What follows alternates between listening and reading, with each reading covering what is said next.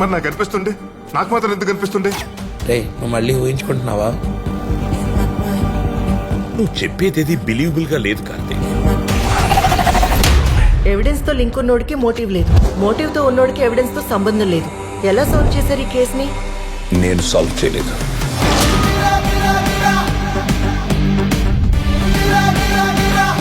కాకపోతే చిన్న పని చేయాలి, కొంచెం రిస్క్ ఉంటుంది. చేద్దాం రా.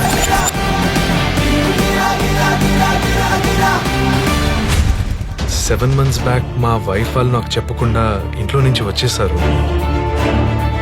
ఇక్కడ ఏం జరిగిందో నీకు చెప్పాలంటే నన్ను ముందు బయటికి తీసుకెళ్ళు. పొర్రపాటున కూడా అది ఓపెన్ చేయకు. వాళ్ళింటికి ఎందుకు పోయినరా? ఆ టైంలో ఇంట్లో ఎందుకున్నావు? ఇక అన్ని నిజాలే మాట్లాడుకుందాం అన్నా. చెప్పు, ఎందుకు చంపినావు? ఆ మున్నాగా నువ్వే చంపినావు కదా? ఏదో వాడి చంపినట్టు మాట్లాడమైంది వేను. ఆ మర్డర్ కేసుల గురించి మాట్లాడడానికి వచ్చినా సార్. బహుశా ప్రపంచంలో ఇలాంటి కేసు ఎవ్వరూ చూస్తుంటారు.